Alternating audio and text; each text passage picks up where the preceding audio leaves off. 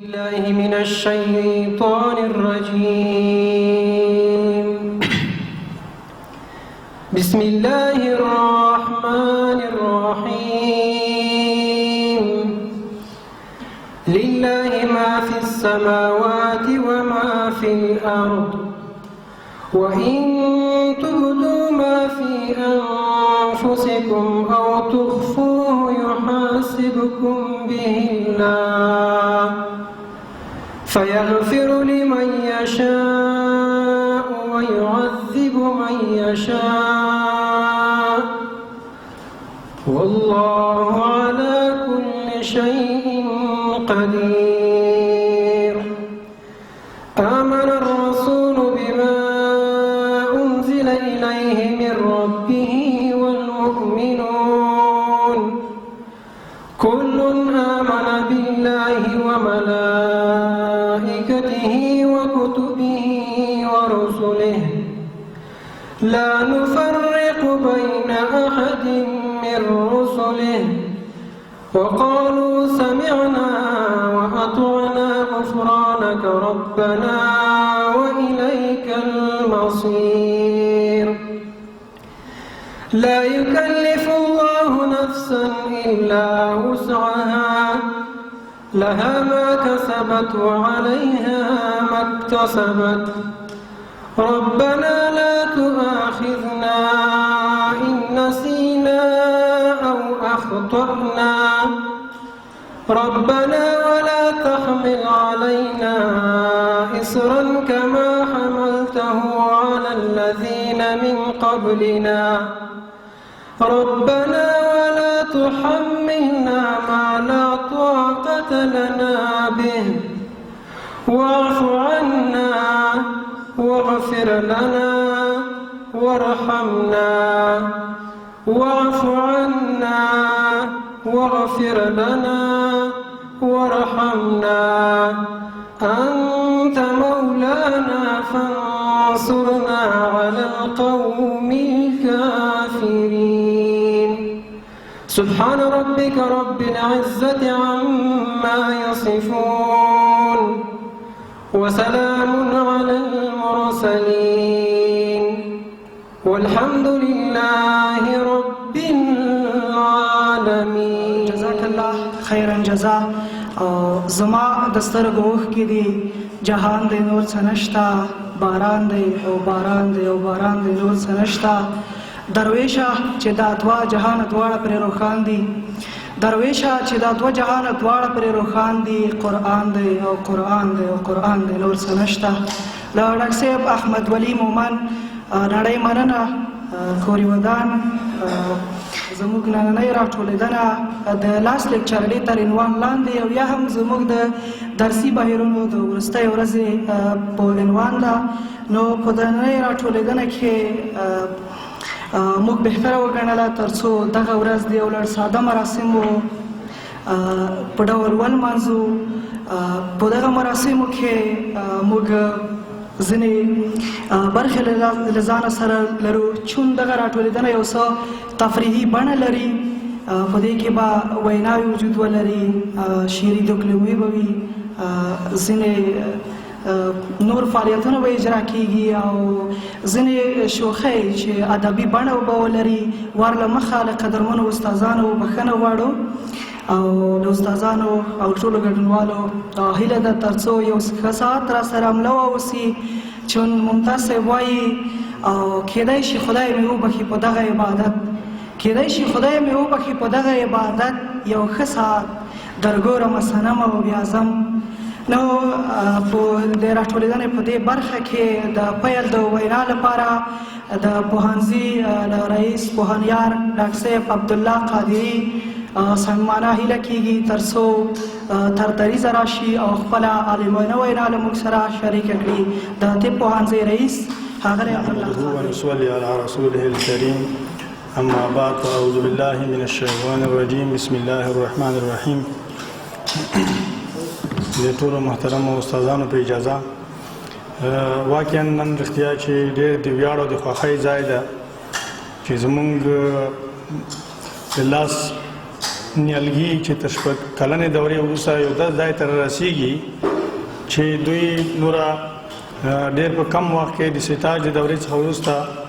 د جامعې د ځورېدلې کړېدلې ملت د خدمت دپاره وړاندې کېږي. خو زما یو نظر دا ده چې لکه مخکې هم چې محصلینو ته دا ویلی دی چې زموږ د نن سبا وخت کې یوازې طب پوهنځی نه فارغېدل دا معنا نه لري چې ته ډاکټر شوې نو سمدستي د بدون د کوم ضرورت نه ته کښېنې په معاینهخانه کې یا په کومه شفاخانه کې ته خپله تداوي شروع کړي. اوس چې رښتیا دنیا ډېره پرمختګ کړی ده او افغانستان هم، نو ما یوازینۍ آرزو او هیله دا ده تاسو ځوانان یې او بیا په دې نوي ټکنالوژي په دې اثر کې په دې باندې سنبال درسونه تاسو ویلي دي او میډیا او انټرنیټ کې سره بلدتیا لرئ، نو هیله او آرزو مې دا ده چې تاسو باید په دې باندې بسنه ونه کړئ. تاسو باید مونږ چې هر څومره د مونږ استادانو یا مثال مشرانو چې څومره لوړې زده کړې یا حاصل کړي دي تر کومې کچې هغې نه دوه چنده لوړ تاسو باید ډېر کوشش وکړئ. تاسو باید ماسټري او دکتورا په کچه خپل پلان ولرئ او اراده ولرئ چې زه باید د دې ملت د دې ضرورتونو په خاطر د دې ملت زه هم د ملهم په خاطر به زه تر هغه پورې زه خپل کوشش او زیار جاري ساتم تر څو چې د نورې نړۍ سره خو څه چې د ګاونډي هېوادونو سره باید زموږ طبابت که سیال نه وي تر کم هم باید نه وي. نو تاسو نه مې هیله او دا ده قسم وخت کم ده لکه استادان هم اکثره معاینهخانو ته یا نورو ځایونو کې مصروفیتونه لري او تاسو پروګرام هم فکر کوم چې تمثیلي پارچې لري او تقریرونه لري. نو یوازینۍ آرزو مې هیله مې دا ده چې تاسو باید ډېر اوږد پلان ولرئ او خارج زه د څو ورځې مخکې تاسو خبره چې ایران هېواد ته تللی وم، یقین وکړه چې دومره یې متاثره کړم چې موږ محصلین زموږ استادان زموږ ډاکټران چې دوی سره د مقایسې وړ نه دي، در حال کې چې څومره محدودیتونه د نړۍ بندیزونه چې په دوی باندې دي په هیڅ هېواد باندې نشته. خو هغه خلک دومره ژمن خلک دي، دومره خپل وطن او خپل ولس ته ژمن خلک دي چې شپه او ورځې ورته یوه کړې ده. د دوی محصلین د دوی سټاجران ته یقین وکړه چې د ډېرو متخصصینو نه تکړه دي او دې باندې باید هر سترګې پټې نه کړي. موږ استادان تللي دي هلته 3 کسان استادان تللي دي، نو هغوی په دې کم وخت کې دومره شیان زده کړي دي چې ته به هېڅ وبه یې نه منې چې په 2 کالو په 3 کالو کې دومره شیان ته څنګه زده کړي دي. خو هلته وجه دا ده چې یو سیستم یو نظام موجود ده چې هیڅ وخت محصل سټاجر ټریني ریزیډنس دې ته نه پرېږدي چې لایا وخت ضایع کړي. هغوی محصلین حتی په ایم آر آی په سټي سکین باندې داسې پوهېږي لکه متخصصین. ځکه د کال د لومړۍ سیم نه شروع تر اخره پورې چې کوم زده کړې چې کومه کچه چې زه حقیقت وایم چې موږ استادانو به هم ځینې کمزورۍ لرلې وي، ځکه هغه کریکولم چې د طب دپاره ضروري ده په نړۍ کې موږ په افغانستان کې په هغه کچه کریکولم نه ده، نه په هغه کچه موږ هغه کوم کریکولم هغه نصاب چې یو طبیب یو ډاکټر دی لپاره پکار ده موږ سر ته نه ده رسولی. په هغې کې ځینې کمزورتیاوې چې په هغه سیستم کې موجودې دي موږ یې لرو په ټول افغانستان کې. د محصل په کچه یې لرو چې محصل په خپل وخت نه حاضرېږي، د استاد په کچه یې لرو چې استاد په هغه ډول چې پکار ده چې باید زحمت وباسي، مدګي ونیسي، په خپل وخت راشي او خپل وخت چې ده د محصل د زده کړې لپاره وکړي موږ نه دي کړي. یوازینۍ وجه همدا ده چې موږ اولین پکار ده چې موږ د سیستم داسې برابر شي چې دا کریکولم چې کوم ده اوس په ایران کې اکثره پوهنتون کې په هفته کې 4 ورځې درس وي یا 15 ورځې درس وي. خو داسې نه ده چې ساعت 50 دقیقې ده 50 دقیقې 15 دقیقې په حاضري تېرې شي، حاضري چې واخلي. بیا مثال یو محصل سوال لري، محصلین د تېر کس مورد سوال لري 10 دقیقې په هغې تېرې شي، پاتې کېږي څو 60 دقیقې یا 10 دقیقې پاتې کېږي. په 10 دقیقې کې فرض مثال زه به درته وایم چې په داخله او په اطفالو کې نفروټک سنډروم ده. نفروټک سنډروم په 10 دقیقو کې هیڅ امکان نه لري چې ته یې تدریس کړي. هلته ما څو کسانو سره باندې بحث هم وکړو چې یاره دغه نو څنګه استادان ولې دومره خواري نه کوي چې د کریکولم نه صحیح صرف مثال په داخله کې دا ټاپک خو نه کافي دي په اطفالو کې دا ټاپک چې ویل کېږي دا خو ډېر دا خو هېڅ 10% هم نه کېږي خو ما ورته وویل چې دلته مشکل دا شی دی چې سیستم موږ داسې جوړ شوی دی چې 50 دقیقې یا 80 دقیقې ساعت ده په دې کې ته ضروري ده چې حاضري به هم واخلې حاضري به خامخا اخلې ځکه چې هلته ادارې نه وزارت نه وایي چې باید محصلین باید په سیم کې حاضر وي ځکه محصل هم داسې محصل ته چې د مکتب د متوسطې د ثانوي دورې متعلم دی په زوره به راکش کوي سیم کې به کېنوي په همدې به ډاروي چې محرومېږي کني چې رام نشي محرومېږي نه راځي سیم ته په خپل وخت کور ته چې لاړ شي نو لاس ورځې مخکې لاړ شي د درس ختمېدو نه یو 6 ورځې وروسته راځي یوه میاشت په دې کې ضایع کېږي امتحان ته چې کله امتحان را نږدې شي ولا استاد ساتنه درسونه مستقبل ویل دي موږ ته باید لږ وختي موږ باید صنفونه بند کړو زموږ د دې کوم چې اصول دي په نوره نړۍ کې نړۍ خو پرېږده چې د اسیا په کچه باندې چې د هغې پوهنتونونو سره موږ هېڅ نه برابرېږو وجه یې دا ده چې موږ د سیستم خپله هر څوک چې د خپل ځان نه شروع نه کړي محصل چې د ځان نه شروع نه کړي چې وایي محصل وایي چې استاد وراکه دې پرېږدم چې ما ته د کریکولم رسولی نه دې پرېږدم شکایت هم ورپسې وکړي معاینه خانې ته هم ورپسې وایي چې استاده دا ټاپک ته درکړل شوي دي په هر شکل چې وي که د جمعې په ورځ ما ته مې رسوي هغسې محصلین هم موږ نه دي استادان هم داسې دي چې مصروف ډېر دي هغه هم وایي چې محصل تختی هغه نور پرې خوشحالي کېږي چې مخکې وتښتي چې څه ورځې موږ هم ارام وکړو نو رښتیا درته وایم چې سړی چې کله وګرځي نور وګوري بیا سړي ته ډېر افسوس درېږي سړی ډپریشن ته ځي چې د موږ به څه وخته پورې ځکه د موږ اولین دا سیستم چې جوړ شوی دی سیستم ډېر خراب سیستم ده سیستم دی خصوصا د طب لپاره اوس دلته په پوهنتون کې چې کوم لایحه او قانون ده د ادبیاتو پوهنځي لپاره د طب پوهنځي لپاره همغه یو شی امتحان چې په علمي شورا کې چې موږ ورسره وایو چې موږ درسونه زیات دي موږ ته باید د 28 ورځو نه یا د 10 ورځو نه کم باید امتحان ته را نه کړل شي موږ یې په 6 ورځو کې خلاصوي ته په 15 کې نشي خلاصوي رئیسان ته وایي دلته مشکل دا دی چې دلته طول نشته چې و د ښوونې روزنې پوهنځی محصل هم باید په 6 ورځو کې ختم کړي طب هم باید ختم کړي د طب ته هم 50 دقیقې ورکړل شوي دي ښوونې روزنې ته هم ورکړل شوي دي ادبیات ته هم ورکړل شوي دي مشکل دا چې اول اساسي شی دا چې خدای دې موږ مشرانو ته دا قوت ورکړي او دا درک دا ورکړي چې وایي چې د سیستم باید فکر وشي اوس دا لنډ چې وروسته پاتې هېوادونه دي صحیح ملکونه هغې سره موږ نه برابرې کړو هغې سره چې 50% موږ ځانونه برابر کړو بیا هم موږ دپاره کفایت کوي ځکه اکثره ځوانان تاسو چې کله خارج شئ تاسو ته به پته هم ولګېږي چې کله خارج ته تخصص دپاره لاړ شئ مسلې دپاره لاړ شئ بیا به وایي چېرې موږ هېڅ هم نه دي وي بیا به سره نه بیا هم دا فکلتا وایي اوس اکثره چې څوک فارغ شي وایي چې زه اکاډمي وایم یو خو رښتیا خبره ده چې استاج په دوران کې اکاډمي هېڅ زه لازمه نه بلم موږ تجربو چې موږ د 12 کاله 15 کاله تجربه لرو د سټاج په وخت کې سټاج کول ډېر مهم دي خو په شرط دی چې ته باید مطالعه هم ورسره وکړې وخت هم باید ورکړې داسې نه چې سټاج په وخت کې ته د کمپیوټر کورس هم شروع کړې انګلیسي هم شروع کړې هلته د یو ځای کې درسونه هم واخلې په طب متوسط کې درس هم ورکوې او کور کارونه هم کوې بیا نه کېږي سټاج ته به دومره اهمیت ورکوي لکه تخصص ریزیډنس یا ټریننګ چې ورکوي ځکه ما چې کتلی دي چې په سټاج کې کوم شی زده شي چې څومره امتحانونه ورکوي په سټاج کې چې کوم شی لیدلی به امتحان کې ته نه خطا کېږي اکاډمي صحیح ده ځینې شیان کوم ټاپک چې تا نه وي ویلي هغه باید ووایي خو داسې اکاډمي په کار نه ده چې ته 6 میاشتې ورته ولګېږي د اول سیم نه شروع کړي تر اخره پورې ځکه ځینې شیان تکراري وخت ضایع ده چې کوم شی باندې لکه خصوصا د بیسیک کې چې کوم مشکلات لرو په اناټومي کې فزیولوژي کې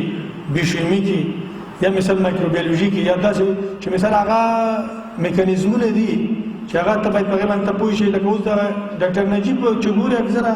ګوره هغې ټول لیکچرونه چې دي تقریبا زیاته فیصدي دي بیسیک دي ځکه مشکلات چې اکثره محصلین لري یا څوک چې امتحان ورکوي په بیسیک کې وي په داخله کې په جراحي کې په اطفالو کې په د نورو په کلینیکي سایډ په هغه کې دومره مشکل ځکه تا خپله زده کولی شي هغه مشکل نه دي نو تاسو ته مې هیله او ارزو دا ده چې په سټاج کې تاسو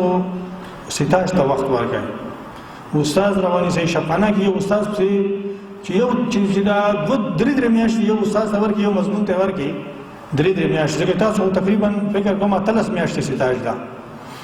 نو 13 میاشتې چې ته ورکړي ته یقین وکړه چې ډېر متخصصین به ته تکړه کېږي خو چې په دې زړه په سترګو ورته کښېني مطالعه ورته وکړي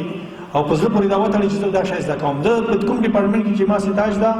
چې دې ډپارټمنټ نه زه وځم زه باید 50% ما دا پروتوکول دي تداوی دا باید زده وي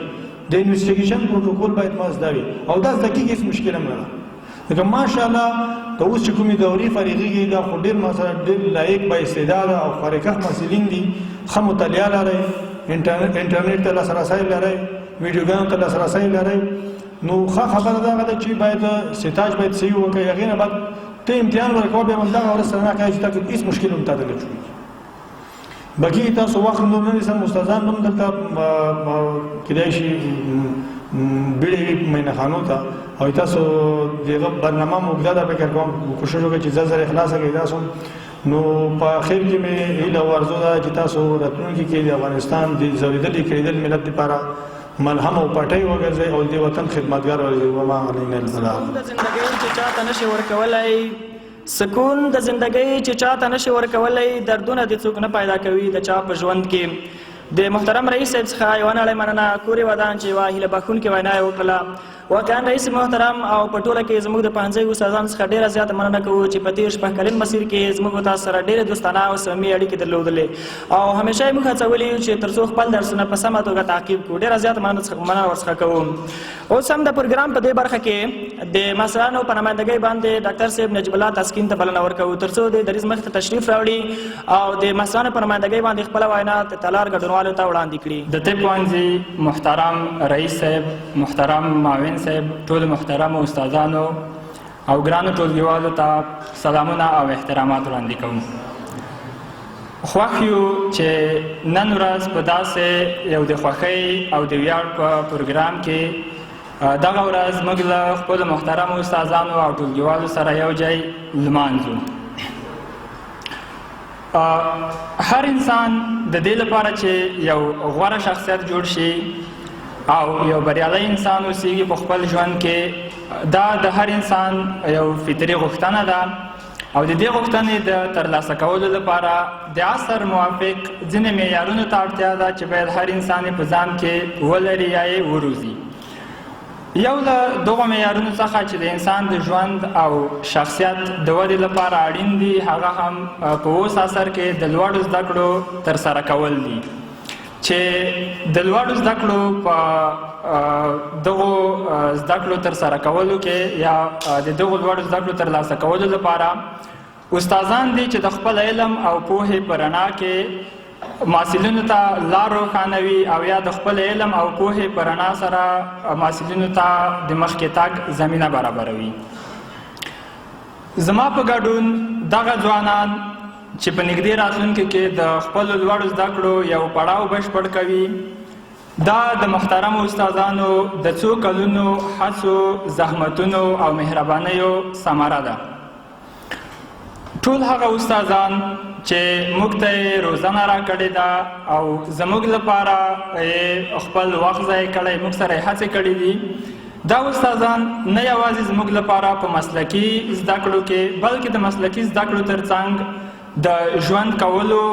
د اصولو په زده کړه کې د انسان دوستۍ فرهنګ پالنې او وطن پالنې ژوندي مکتبونه دي دوی زموږ لپاره په تېر شپږ کلن مزل کې ښه مسلکي لارښوونکي پاتې شوي دي او موږ چې کومې زده کړې ترسره کړې دي د دوی د مهربانیو هڅو او نیکو لارښوونو پایله ده چې د دوی د دغه هڅو په پایله کې دغه راتلونکي فارغېدونکي ځوانان یا دغه کدرونه ټولنې ته وړاندې کیږي او هغه لارښوونې او هغه څه چې موږ له محترمو استادانو څخه زده کړي دي موږ به د ټولنې په خدمت کې په لار اچوو ټولنې ته به وړاندې کوو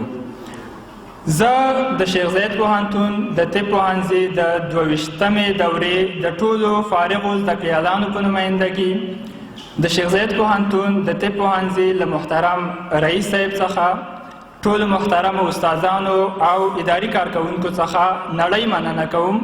چې د زده کړیز بهیر په دې شپږ کلنه دوره کې هیڅ ډول اخلاص، هڅې او مهربانۍ له موږ څخه دریغ نه کړې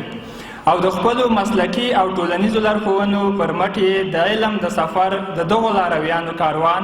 په ډېر ښه ډول تر دې منزله راورساو. موږ د خپلو استادانو قدرداني کوو. دا چې له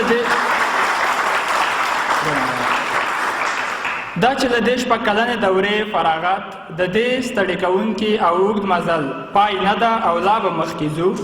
بیا هم د خپلو محترمو استادانو لارښوونو او ملاتړ ته اړتیا لرو او هیله ترې کوو چې راتلونکي کې هم زموږ لپاره ښه لارښوونکي او ملاتړي واوسي. له پاملرنې او حوصلهمندۍ څخه مو ډېره زیاته مننه. فن څه دی او د فن تقاضې څه دي؟ فن څه دی او د فن تقاضې څه دي؟ د بت خاموش شونډو کې قربان پیدا کول دي او د مینې د قیدي جانان د یوې ادا وساتله او سایله خپل ځمکه خپل اسمان پیدا کول دي. له ډاکټر صاحب نجیب الله تسکین نړۍ مننه. کوري ودان چې بهترینه وینا یې شکر مو وباسه کله چې ما معاینات وکړل ما کې فلز پاته و.